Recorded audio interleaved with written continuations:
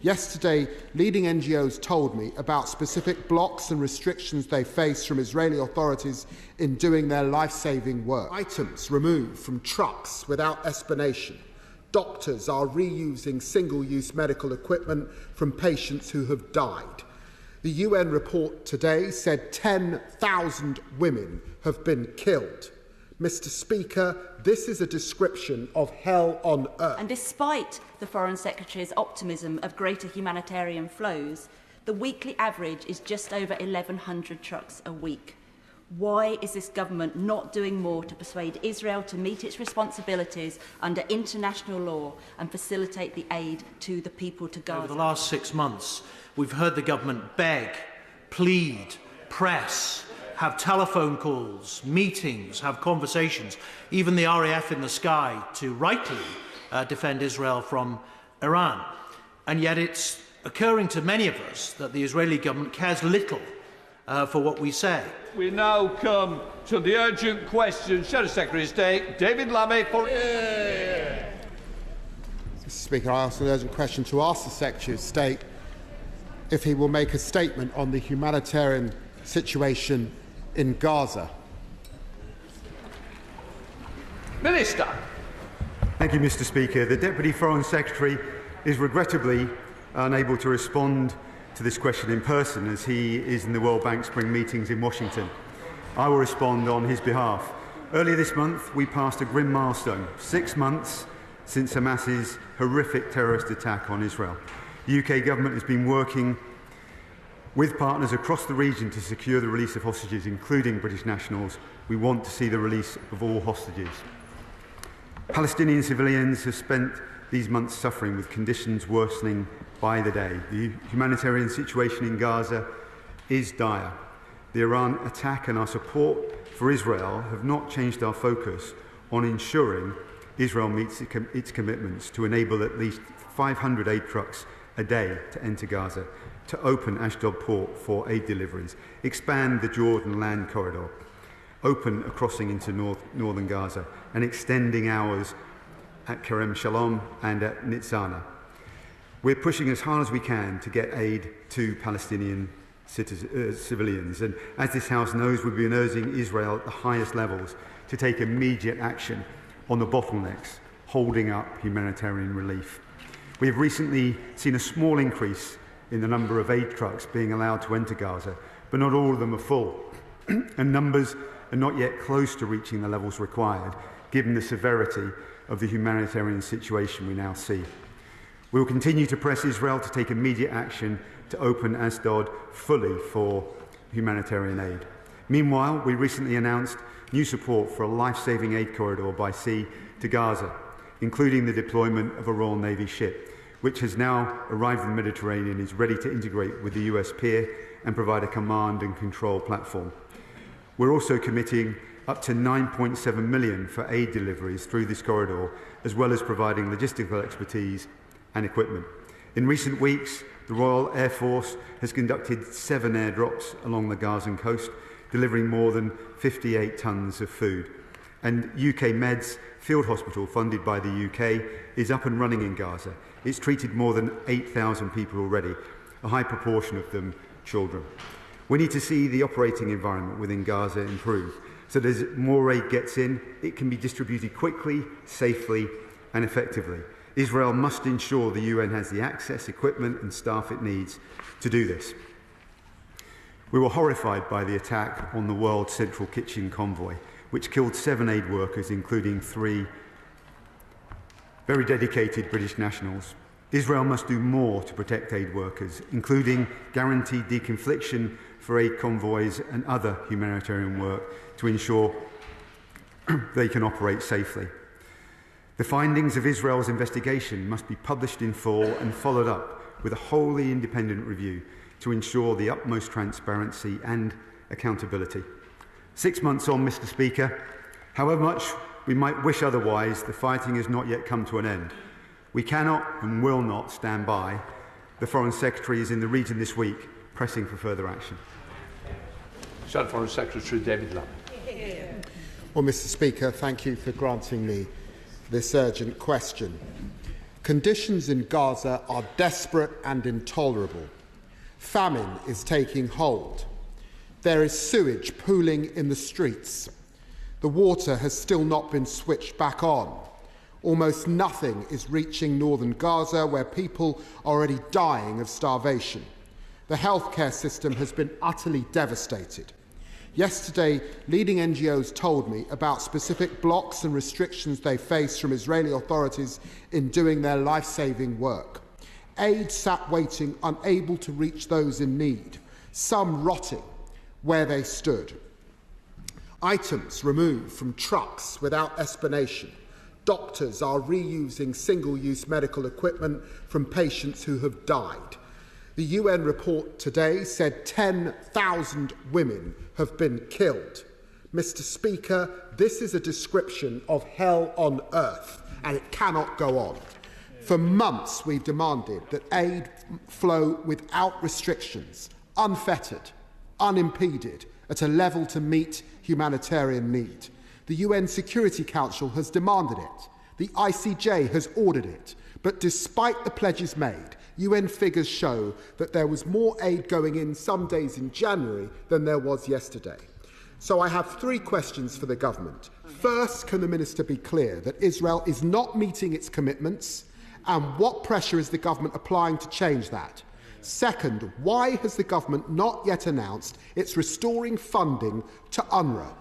It's shocking that in the face of famine, the UK is one of the last major donors that has not yet resumed funding without explanation. Third, why is the government seemingly softening its message to Netanyahu on Rafah? Let us be clear, 1.5 million Palestinians sheltering there have nowhere safe to go. Mr. Speaker, there can't be a humanitarian operation to meet the scale of need without an immediate ceasefire now. Both sides must agree to comply, and we note that it is Hamas and their leader Sinwar which rejected the latest ceasefire deal. They must urgently agree to end this war now, to prevent the further loss of innocent life, to free the hostages still cruelly held by Hamas, to allow a surge of aid into Gaza. Minister. Thank you, Mr. Speaker. Important points have been made, and I think it's important to welcome that Israel's commitments to increase the amount of aid getting into Gaza and the limited steps that have been made. But, this is an important but, more must be done, as the Right Honourable Gentleman was saying, to realise these commitments. And we continue to urge this. As I said, the Foreign Secretaries in the region, we're working hard on these issues. The Right Honourable Gentleman also talked about UNRWA. The final report from Kelowna is due at the end of April. We'll review that and then make a decision on the future funding. We do recognise the important role that UNRWA plays. And on the wider point, the more strategic point as well, in terms of our approach, it's very clear we want to see humanitarian pause and then push for the conditions for a sustainable ceasefire. Sir Oliver Hill. Right honourable friend, agree with me that the position of the hostages is absolutely key to this. And is he able to report any more progress? I mean, he's explained that Hamas have not agreed to the latest situation. But doesn't he agree with me that pressure needs to be put on them by their interlocutors who are working with them to really do something solid on the hostage problem and do it speedily? The government continues to call for an immediate humanitarian pause, as we said, to allow for the release of hostages. While we cannot provide a running commentary on negotiations, which are highly sensitive and ongoing, the UK is using all of our diplomatic channels to support international negotiation efforts being facilitated by Egypt, Qatar and the US. We come to SNP spokesperson Brendan O'Hara. Mr. Speaker, understandably, perhaps the world's attention has been on the shocking Iranian missile attack at the weekend, but we cannot and we must not forget about the humanitarian crisis in Gaza and the plight of millions of innocent civilians facing a man-made famine and living with the constant threat of attack. Neither can we forget those immensely brave humanitarian aid workers, particularly the 7 World Central Kitchen employees whose status as humanitarians appears to have offered them little or no protection from the IDF. And despite the promises made United Nations has reported that this week more than 40% of what they tried to take into Gaza was rejected. And those of us who have been to the border and have seen the efforts of the Egyptian Red Crescent and their warehouse full of rejected medical equipment have a pretty good idea what those items were. And this is an area which has no single operational hospital. But the elephant in the room is arms export licences. And for how much longer is the UK going to send humanitarian aid to Gaza while simultaneously licensing weapons sales to Israel? And wouldn't the best form of humanitarian aid for the people of Gaza be to end supplying Israel with the weapons that will kill them?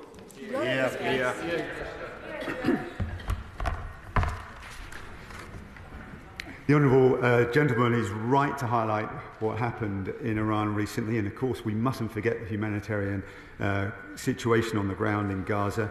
We're working very hard to make sure that aid can come through that he talked about. I highlighted that in my opening remarks. He also talked about exports. The latest assessment carried out by the Foreign Secretary leaves our position on export licences unchanged. This is consistent with the advice ministers have received, and will continue to keep this position under review. But he should remember his opening point about Iran and what's happened recently, and I'll leave it there on export controls. Humanitarian aid getting into the Gaza Strip is very important. And has my right honourable friend noticed in that regard that the White House National Security spokesman said in an interview with NBC in the last couple of days that aid getting into Gaza has increased by a large amount in the last few days. More than 2,000 trucks have been able to get in, about 100 trucks in the last 24 hours alone. 3 bakeries have reopened in northern Gaza in the past week, producing some 3 million pita breads daily, and food aid convoys are now continuing via the newly opened northern crossing. There's always more to do, of course, and as I said, it's very important. But will he accept that there are significant improvements, considering this is still an active war zone? I'm grateful for the comments from my right honourable friend. As I said in my response to the opposition previously, it's... sorry, can you just remember the question again? Sorry, on... Just about aid is improving. Excuse me. Sorry. So we've seen a limited improvement. He says it's been significant, it has, but from a low base. And clearly our aspirations are a lot higher, as I set out before. There are a number of key areas we want to see further improvements. We're working closely with Israel on that. Excuse me. Select Committee Chair, Sarah Champion. Minister, airdrops, promises of harbours, promises of money to come. These are not even touching the sides of the scale of the problem. People are starving to death. At the beginning of March, my committee published a report for the UK government to press for more than 500 trucks of humanitarian aid a day to be allowed into Gaza, for all of the crossings to open, for the Israeli military to cooperate better with aid agencies to deconfliction, so that humanitarian workers can live but also safely carry out their vital work. And despite the Foreign Secretary's optimism of greater humanitarian flows, the weekly average is just over 1,100 trucks a week. Why is this government not doing more to persuade Israel to meet its responsibilities under international law and facilitate the aid to the people to Gaza? How many more people have to die? Minister. I understand the honourable member's concerns, particularly in her position as chair of the Select Committee, but I have highlighted already that we are pressing incredibly hard with Israel. We are pressing incredibly hard with Israel to make further progress. There has been limited progress, but the Foreign Secretary is in the region and he continues to press for these cases, as does my right honourable friend, the Minister for Development, who's doing important work in this area as well. Maltese. Mr. Speaker, I'm sorry to question the Minister again on the same theme, but he will start to appreciate the frustration in the House that over the last 6 months we've heard the government beg, plead, press, have telephone calls, meetings, have conversations, even the RAF in the sky to rightly defend Israel from Iran. And yet it's occurring to many of us that the Israeli government cares little for what we say, to the extent that Medical Aid for Palestinians now report that a famine is all but inevitable over the next few weeks in Gaza. When are we going to realise that saying things is making no difference and we actually have to act, not least to take steps to enforce the judgment of the International Court of Justice? When will we actually do something concrete to save these lives? Minister. As I said, we are pressing incredibly hard to make sure that we see further progress in this vital area. And as I highlighted before, one of the key things that we're doing is committing 9.7 million for aid deliveries through the life-saving aid corridor by sea to Gaza. This is a material step. This is action that's being taken.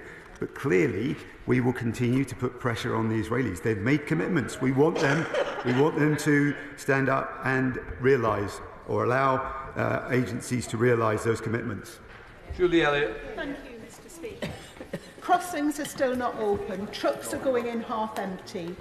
41% of requests from the UN to send in aid to northern Gaza are being refused by the Israeli government. That's the reality on the ground. The Colonna report comes out this Saturday, the 20th of April, not the end of the month. When will the government come to this House to tell us when it will reinstate funding to UNRWA, the only aid organisation with the infrastructure on the ground to deliver aid at scale?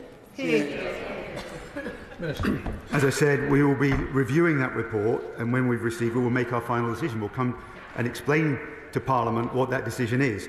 And as I also highlighted, and more importantly, as the Development Ministers highlighted, we recognise the vital role that UNRWA plays. Manchester. Speaker, the Foreign Secretary was very proud to announce that the United Kingdom has set up a contact group for the Middle East, which has members from Europe, it has from the Middle East and the United States. A key part of that link to the humanitarian situation in Palestine and Gaza is this. The European Commission and some of those members, all those members, have decided to fund UNRWA. They have. And they're part of the contact group to find a solution to the Middle East. And therefore, why is it taking us so long when our European counterparts have made that decision?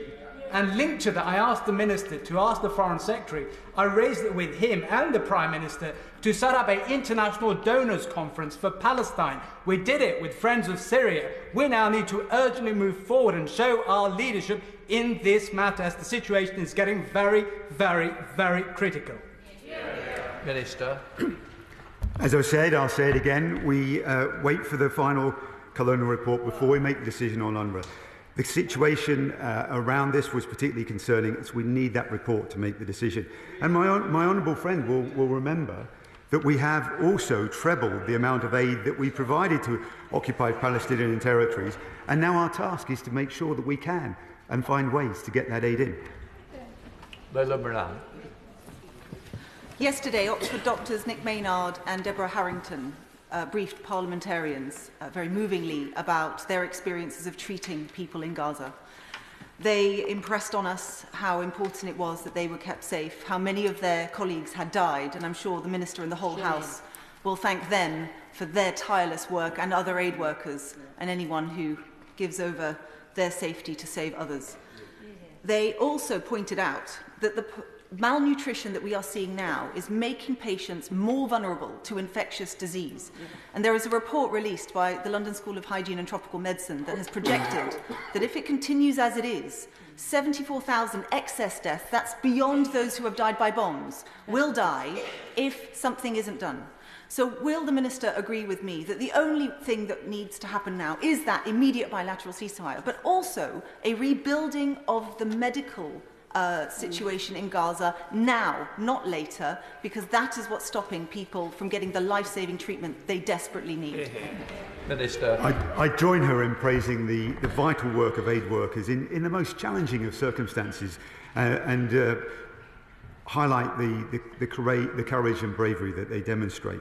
And obviously we want to make sure that we create the conditions in which they can operate more safely.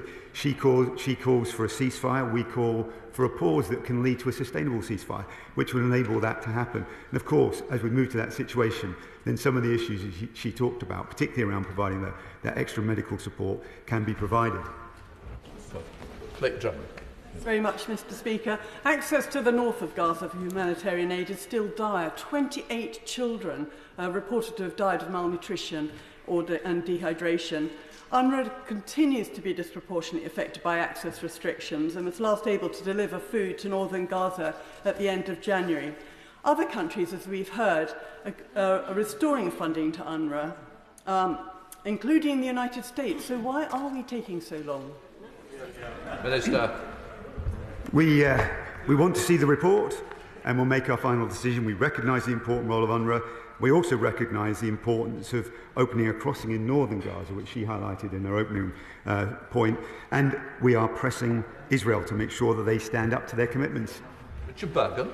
Thank you, Mr. Speaker. Yesterday, I attended a meeting of British doctors who've recently been in Gaza, and they described the systematic targeting of healthcare in Gaza. Let's be clear, that is a war crime. A UN Special Rapporteur recently warned a meeting of MPs organised that government ministers and officials involved in arms exports to Israel should be absolutely clear that they could be individually criminally liable for aiding and abetting war crimes in Gaza. So will the minister say, on the record, in this House and ahead of next week's High Court hearing, that the legal advice the government has received has confirmed that there is no such risk and that arms sales are in line with international law? Minister. These assessments we've made on our position on export licences remain unchanged, and this is consistent with the advice that ministers have received. We'll continue to keep this position under review.